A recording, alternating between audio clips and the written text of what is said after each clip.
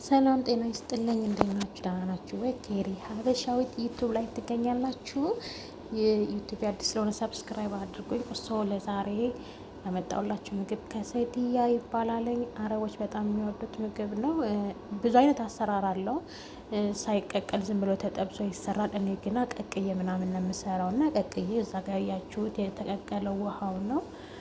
ከቀቀልኩ በኋላ ጠብሰዋለሁ።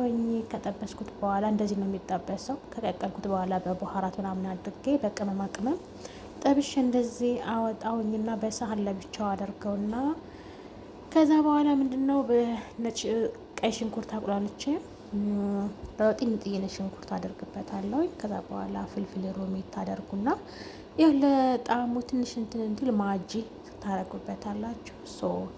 ከዛ በኋላ የተጠበሰውን ዶሮውን አብረን እንጨምረውና ልክ አብረን እናቁላለዋለን። ከዛ ትንሽዬ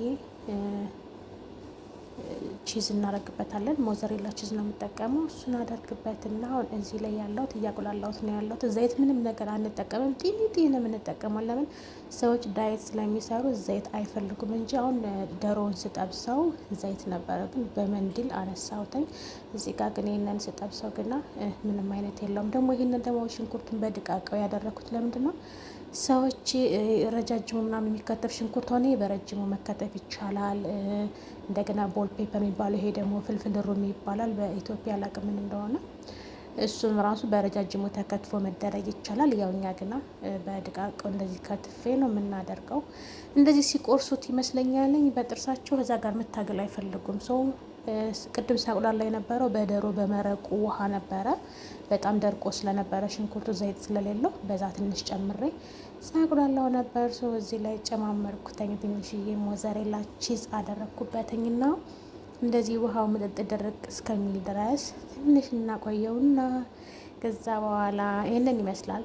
ከዛ ይሄን እናዘጋጃለን። ሞዘሬላ ቺዝ፣ ከዛ ደግሞ ቶርቴላ ያ እንደዚህ እናደርግና በዛው በፓኑ በዛው በጠበስኩበት ላይ ነው የማደርገው። እዛ ላይ ኤሹን እንደዚህ እናስቀምጠውና ማለት ነው። ከዛ ምን እንጨምራለን? ቺዝ እንጨምራለን። እዚህ ጋር ፍሬዘር አርጌው ስለነበረ ሰው በጣም ተያይዞ ነበር። እጅ ለማፍታታት እየሞከርኩኝ ነበረ። ለማንኛውም ይሄንን ይመስላል። ይሄ በቂ ይመስለኛል። ሰብስክራይብ አድርጉኝ። በዚህ አጋጣሚ ውዶች፣ እሺ አዲስ ጀማሪ ነኝ፣ አበረታቱኝ። የተለያዩ ነገሮች ነው የምለቅበት። ምግብ ስሰራ ልለቅ እችላለሁ፣ ሳጸዳ ልለቅ እችላለሁ፣ ውጭ ወጥቼ ምናምን ልለቅ እችላለሁ። እኔ በአንድ ነገር መወሰን ብዙም የማይመቸኝ ሰው ስለሆንኩኝ ኤኒዌይስ ሰብስክራይብ አድርጉኝ ውዶቼ።